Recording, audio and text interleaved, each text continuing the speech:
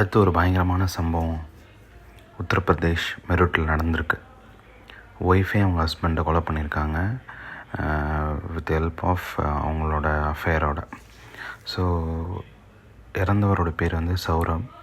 அவருக்கு வயசு 29. ஸோ அவரோட ஒய்ஃப் நேம் முஸ்கான். அவங்களுக்கு 5 வயசு குழந்த ஒன்று இருக்குது. ஸோ இவங்க 2 பேரும் லவ் பண்ணி தான் மேரேஜ் பண்ணிக்கிறாங்க. ஸோ சௌரவோட வீட்டில் இருந்துட்டு இவங்கள விட கொஞ்சம் பண வசதி அதிகம் போல். ஸோ அவங்க வீட்டில் இருந்துட்டு இந்த பொண்ணு உன்னை பணத்துக்காக தான் லவ் பண்ணது, கல்யாணம் பண்ணாதுன்னு அப்போஸ் பண்ணியிருக்காங்க. ஆனால் இவர் கேட்காம மேரேஜ் பண்ணியிருக்காரு. பண்ணதுக்கப்புறம் இவருக்கு 5 பொன் குழந்தை, இப்போ 5 வயசு ஆகுது அந்த குழந்தைக்கு. ஸோ இன்சிடெண்ட் எப்படி ஆகுது அப்படின்னு பார்த்தீங்கன்னா 2016 இவங்களுக்கு மேரேஜ் ஆகுது. மேரேஜ் ஆகும்போது இவர் இருந்துட்டு வெளிநாட்டில் வேலை பார்த்துட்ருக்காரு. சரி, இவங்க மேரேஜ் ஆனதுக்கப்புறம் சரி நம்ம ஒய்ஃபோட இருக்கலாம்னு சொல்லிட்டு இங்கே ஏதோ வேலை பார்த்துட்டு இருந்திருக்கிறாங்க. ஸோ அது பெருசாக எதுவும் கை கொடுக்கலையாட்டிருக்கு. அப்புறம் குழந்தையும் பிறக்கறனால கஷ்டமாக இருக்குது போல். ஸோ அந்த முஸ்கானோட அம்மா என்ன சொல்கிறாங்க, நாங்கள் குழந்தைய பார்த்துக்குறோம், ஒய்ஃபையும் குழந்தைய பார்த்துக்குறோம், நீங்கள் இருந்துட்டு வெளிநாட்டில் ஏதாவது ஒரு வேலைக்கு போங்க அப்படின்ற மாதிரி சொல்கிறாங்க.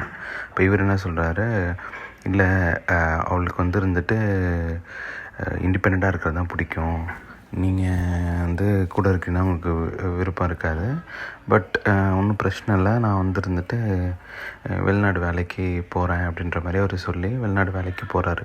இதுக்கு இன்பிட்வீன் என்ன நடந்திருக்குன்னா 2019 ஒரு ரீயூனியன் வாட்ஸ்அப் குரூப் ஜாயின் ஆகுறாங்க. யார், முஸ்கன். அவங்களோட சைல்ட்ஹுட் ஃப்ரெண்டு ஒருத்தர் இருந்துட்டு இந்த இதில் திரும்ப பேச ஆரம்பிக்கிறார். அவன் பேர் தான் இருந்துட்டு ஷாஹில்.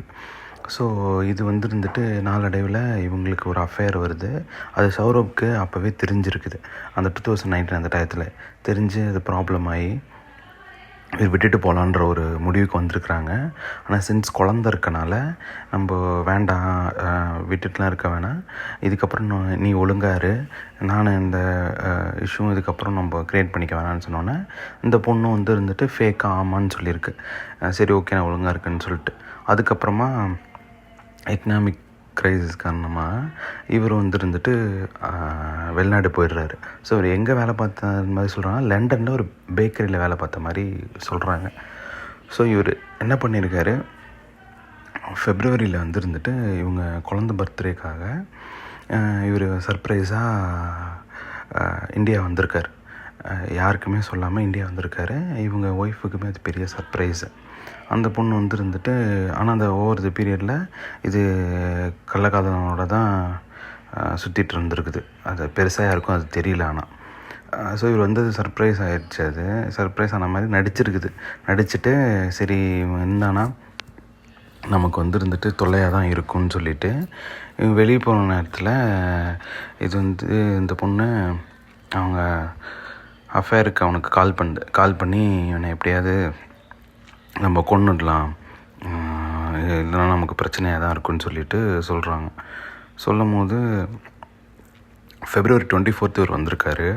இவனுக்கு என்ன பண்ணியிருக்காங்க அப்படின்னா March 4 சாப்பாடில் விஷம் கலந்துடுறாங்க. அந்த சாப்பாடு சாப்பிட்டதுக்கப்புறமா அவர் அன்கான்ஷியஸ் ஆகிடுறாரு.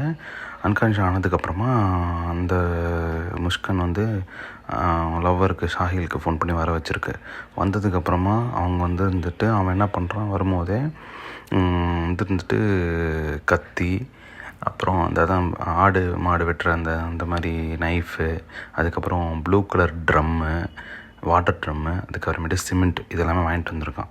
ஸோ இவரை இருந்துட்டு ஷௌரவை 15 பீசஸாக வெட்டி அந்த ப்ளூ ட்ரம்முக்குள்ளே போட்டு சிமெண்ட்டு பூசி இவங்களோட வாடகை வீட்டில் பாதிக்கு பாதியாக புதைச்சிட்டு இவங்க என்ன சொல்லியிருக்காங்க அப்படின்னா சிம்லாக்கு நாங்கள் டூர் போகிறோன்னு சொல்லிட்டு எல்லார்ட்டையும் சொல்லியிருக்காங்க. இவங்க முஷ்கன் நான் என் ஹஸ்பண்ட் ஷௌரவு குழந்தைங்க எல்லாமே போகிறோம் அப்படின்ற மாதிரி சொல்லியிருக்காங்க. அவங்க அம்மா கிட்ட, ஷௌரவோட சிஸ்டர்கிட்ட எல்லாத்தையும் சொல்லியிருக்காங்க. சொல்லிவிட்டு இது என்ன பண்ணியிருக்குன்னா இந்த லேடி ஏற்கனவே இவங்க எடுத்த ஃபோட்டோவெல்லாம் இன்ஸ்டாவில் போடுறது, அதே மாதிரி ஹோலிக்கெலாம் கூட இப்போ ரீசெண்டாக இருந்துச்சு பார்த்திங்கன்னா, ஹோலிக்கெலாம் கூட விஷ் பண்ணியிருக்கேன் அந்த பொண்ணு.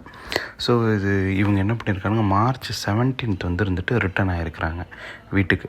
அவங்க வாடகை வீட்டுக்கு ரிட்டர்ன் ஆகிருக்காங்க. இவன் ஷாகில் அவன் வீட்டுக்கு போயிருக்கான், இது இங்கே வந்திருக்குது அவங்க வாடகை வீட்டுக்கு. ஸோ அந்த வாடகை வீட்டு ஓனர் வந்துருந்துட்டு கொஞ்சம் ரெனோவேஷன் ஒர்க்கோ சம்திங் ஏதோ ஒன்று பண்ணணும், அதனால் நீ காலி பண்ணுன்னு சொல்லி ஏற்கனவே சொல்லியிருந்தேன், நீ எப்போ காலி பண்ணுறன்ற மாதிரி கேட்க வந்திருக்குறாங்க. ஆளுங்கள்லாம் கூட்டிகிட்டு வந்திருக்கு, வேலை செய்கிற ஆளுங்களாம். அப்போ வந்துருந்துட்டு ஒரு ஆள் வந்துருந்துட்டு இந்த ட்ரம்மு பாதியிலே புதைச்சிருக்கிறத பார்த்துருக்கான். அது கேட்கும் போது அது குப்பை அப்படின்ற மாதிரி சொல்லியிருக்கான். இதெல்லாம் டிஃப்ரெண்ட்டாக புதைச்சிருக்கு, இது என்ன நீ எடுத்து காட்டு அப்படின்ற மாதிரி இது பண்ணும்போது அதில் தெரிஞ்சிருது அந்த ட்ரம்மை நோத்தவே முடியல, அந்தளவுக்கு இது. அது இல்லாமல் ஸ்மெல்லு வேறு எக்கச்சக்கமாக வந்திருக்குது. இந்த குழந்தையும் வந்துருந்துட்டு என்ன சொல்லியிருக்குன்னா, அப்பா ட்ரம்முக்குள்ளே தான் இருக்கார் அப்படின்னு சொல்லிட்டு, ஹிந்தியில் அவங்க பாப்பா அதான் அப்பாவை பாப்பான்னு கூப்பிடுவாங்க போல், ட்ரம்முக்குள்ளே தான் இருக்காருன்ற மாதிரி இது சொல்லியிருக்கு. சொன்னோன்னே இந்த பொண்ணு வந்துருந்துட்டு என்ன பண்ணியிருக்கு, முஷ்கன்னு அவங்க குழந்தைய கூப்பிட்டுக்கிட்டு அவங்க அம்மா கிட்டே ஓடிட்டு அவங்க வீட்டில் இந்த விஷயத்த சொல்லுது. இந்த மாதிரி நான் சாகிலோட சேர்ந்து நான் இவரை கொலை பண்ணிட்டேன் அப்படின்னு சொல்லிட்டு, கொலை பண்ணிவிட்டு நான் சிம்லா டூரு போயிட்டு இப்போ தான் வரேன்ற மாதிரி. இவங்க அம்மா உடனே அந்த பொண்ணை கூட்டிகிட்டு போலீஸ் ஸ்டேஷன் போயிடுறாங்க. போலீஸ் ஸ்டேஷன் போயிட்டு நடந்தது எல்லாத்தையும் சொல்கிறாங்க. சொன்னதுக்கப்புறமா அந்த அம்மா என்ன சொல்கிறாங்கன்னா, இந்த பொண்ணை நீங்கள் வந்துருந்துட்டு என் பொண்ணை தூக்கில் போடுங்க, தூக்கில் போட்டு கொன்னுடுங்க, அப்போ தான் இந்த மாதிரி பண்ணுறவங்களுக்குலாம் ஒரு பாடமாக இருக்கும் சொல்லி இவங்க அம்மா அவங்க அப்பா அந்த பையனோட அம்மாலாம் இது பண்ணுறாங்க. இந்த மாதிரி என் பையன் நல்ல பையன், அவன் இன்னசென்ட்டாக, அவனை இந்த பொண்ணு தான் இது பண்ணிடுச்சுன்னு சொல்லிட்டு சொல்கிறாங்க. அந்த பொண்ணோட அம்மாவுமே ஆமாம் சௌரவோட ஃபேமிலியிலேருந்து இவ பிரிச்சுட்டா அப்படின்ற மாதிரி சொல்லியிருக்காங்க. ஸோ இந்த இதில் பார்த்திங்கன்னா ஃபஸ்ட் டைம் உங்களுக்கு ஒரு இஷ்யூ க்ரியேட் ஆகிருக்குது. இந்த பொண்ணு ஃபேக்காக இவர் கூட பேட்சப் மாதிரி பண்ணியிருக்குது. பண்ணிவிட்டு எப்படா வெளிநாடு போவோம்னு சொல்லி பார்த்துட்டு வெளிநாடு போனதுக்கப்புறமா என்ன ஆயிருக்குன்னு பார்த்திங்கன்னா, ஆஃப்டர் இவங்க ஹஸ்பண்ட் வெளிநாடு போனதுக்கப்புறம் இவங்க அஃபேரோட அந்த சாகிலோட அடிக்கடி குடிக்கிறது, வெளியே போகிறதுன்ற மாதிரி ஆகி ஃபுல்லாக அவங்க போதைக்கு அடிமையாயிட்டாங்க.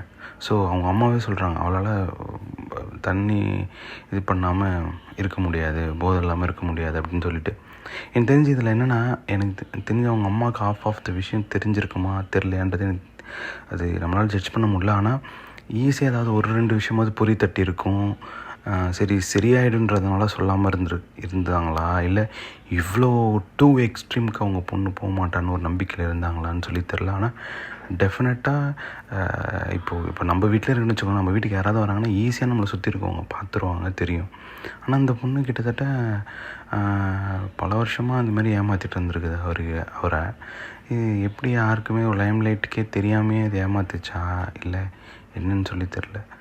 உண்மையிலே இதெல்லாம் ரொம்ப கொடுமையான விஷயம். இதெல்லாம் ஜீர்ணிச்சிக்கவே முடியலங்க நம்மளால்.